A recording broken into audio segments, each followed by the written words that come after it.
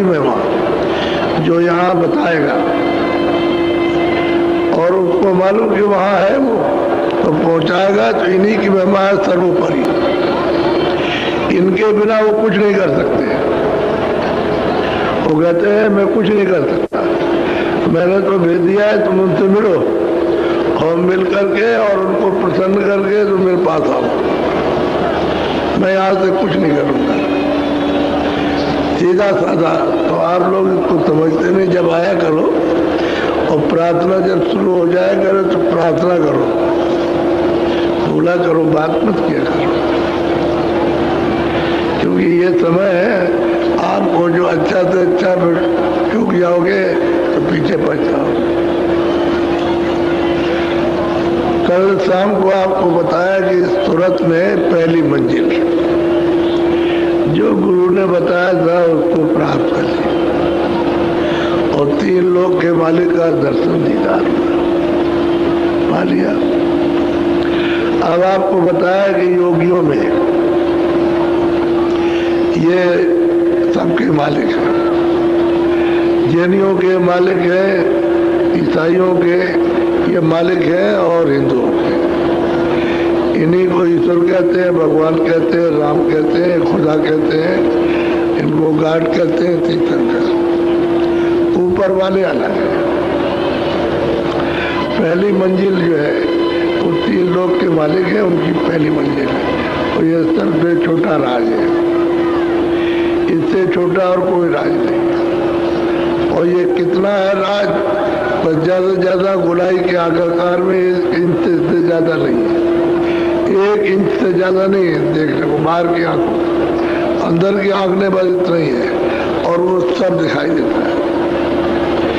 जब उनके एक एक रोम में कितने ब्रह्मांड समाये हुए हैं, तो आपको तो जानना चाहिए कि इतना सा ऊपर से दिखाई देगा,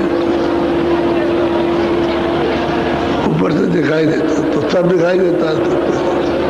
तो कोई चीज छूटती तो नहीं है। तो ये सोचना चाहिए जितने ऊपर जाओगे उतना ही छोटा, जितने नीचे आओगे उतने ऐसे फैल जाएगा। तो तुम्हारी आंखों से, बाहर की बुद्धि से तो बहुत बड़ा है, लेकिन अंदर दिमाग से बिल्कुल छोटा है। जो भी साधक है और उनका बस इतना बूंद से भी कम है। प्रमाण तो उन्होंने ये दिया कि बूंद से, लेकिन जहाँ पहली मंजिल पर बैठ करके देखते बस इतना ही बात। ये सारा संसार सबका सब, स्वर्ग, वैकुंठ और मृत्यु, ये बस इतना ही था। तो कल आपको बताया कि उन्होंने भेद बताया, और सूरत ने भेद पा करके साधन किया तो वहां पहुंची। और गुरु ने कहा देखो ये 3 लोग के मालिक, ये इनका राज अलग है। सब दिखाया, सब समझाया, और सब देखने को मिला, सब समझने को मिला। अब दूसरी मंजिल की तरफ ले चलेंगे, क्योंकि वो अलग मंजिल है, उनका अलग राज्य है, उनका अलग स्थान है, उनके अलग ब्रह्मांड है। ये नहीं है, उसके परे है, इसके अंतर्गत ये नहीं आएगा। बोलो, बहुत ध्यान से सुनिए। अब चलो सजनी दूसर धाम, निरखो त्रिकुटी गुरु का ठाम। कहते हैं कि देख सूरत, तू अपने साथिन को ले ले। साथिन क्या है? सूरत की सील, क्षमा, संतोष, विवेक, ये सूरत की सखिया है, साथ देने वाली। तो जिसमें सील है, संतोष है, विवेक है, वो तो सूरत का साथ देंगे। और काम है, क्रोध है, लोभ है, मोह है, अहंकार है, ये उसके विरोधी है। तो कहते हैं कि सूरत, उस सखियों को साथ ले चल, दूसरे धाम पर चल, दूसरे मुकाम पर, दूसरे स्थान पर, और वहां पर दोनों मिलेंगे, यानी ब्रह्म का भी दर्शन होगा और गुरु भी मिलेंगे। गुरु की भी वहां बैठक है और उनकी भी बैठक। चल वहां त्रिकुटी जल, और ये मतलब ये बड़ा ऊंचा किला है, पहाड़ जैसे होते हैं पहाड़, तो जैसे ये पहाड़ है पत्थर के, तो सोने का पहाड़ है। तो सोना होता है लाल, तो सोने का पर्वत है, उसके ऊपर में इनका स्थान है और बहुत भारी पर्वत है। अब ये तो कुछ भी नहीं है, संसार और नस्वर के लंबे कुटुंब बहुत बड़ा है जहाँ ये विराजमान है बैठे हुए। चल तू सच करके सील क्षमा संतोष बड़े विवेक सखियों को ले ले और किसी को मत लेना, न काम न क्रोध न लोभ न मोह न अहंकार, कुछ नहीं। इनको साथ ले और चल। पहली मंजिल अब तूने पार कर लिए, अब ऊपर से देख आवाज आ रही है, बोलो।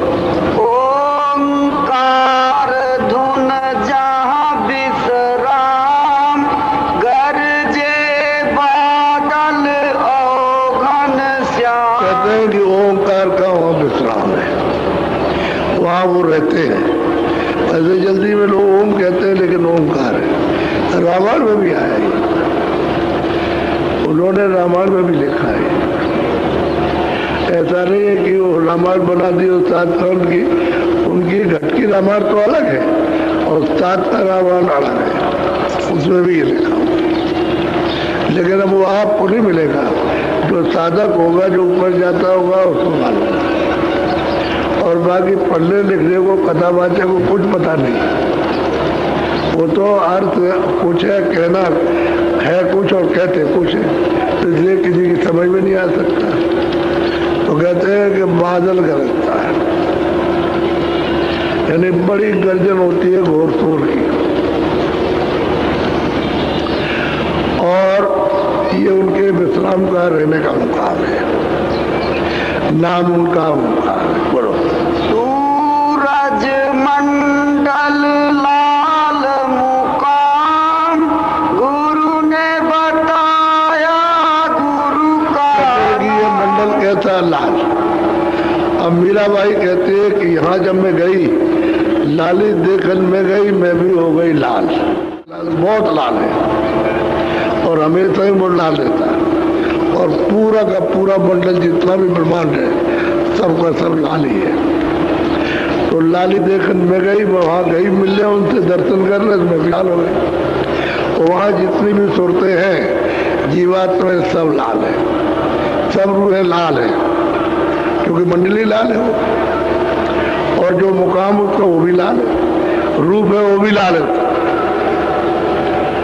तो कहते हैं गरजे बादल, बड़े जोर की गर्जन, जैसे आसमान टूट जाएगा, इसके खंड खंड हो जाएंगे, ऐसी गर्जन है।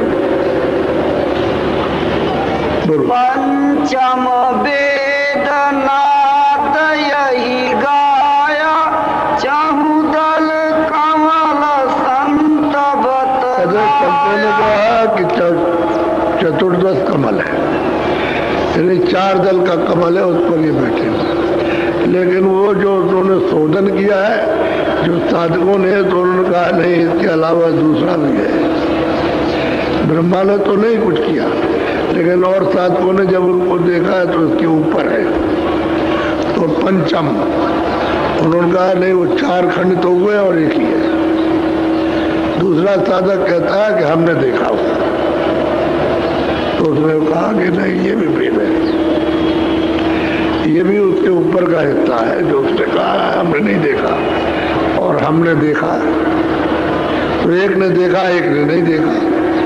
तो जिसने देखा वो तो कहता है ये पंचम वेद है, और जिसने नहीं देखा ये 4 खंड है, 4 वेद।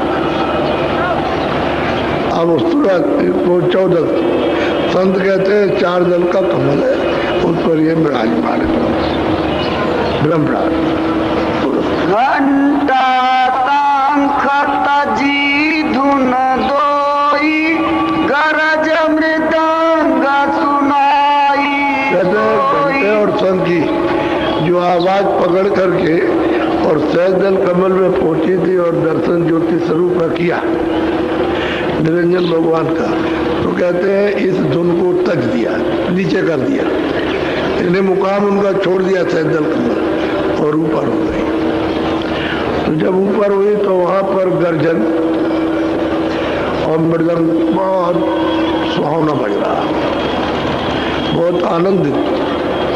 यानी उस गर्जन को सुनकर के बड़ा हर्ष, गुदगुदी आती है, जैसे गुदगुदी आती है इस तरह से गुदगुदी आती है तो सुन कर वो गर्जन और मृदंग। रामायण में कहा है मधुर मधुर गर्जय घन घोरा, कहते हैं ऐसे नहीं बड़े घमासान, यानी गर्जन होती रहती है और बाजे ताल मृदंग और मृदंग बजता है, अनुपम अनुपम आवाज होती रहती है और वो इतनी अच्छी लगती है कि आवाजें सब आपकी छूट जाएगी।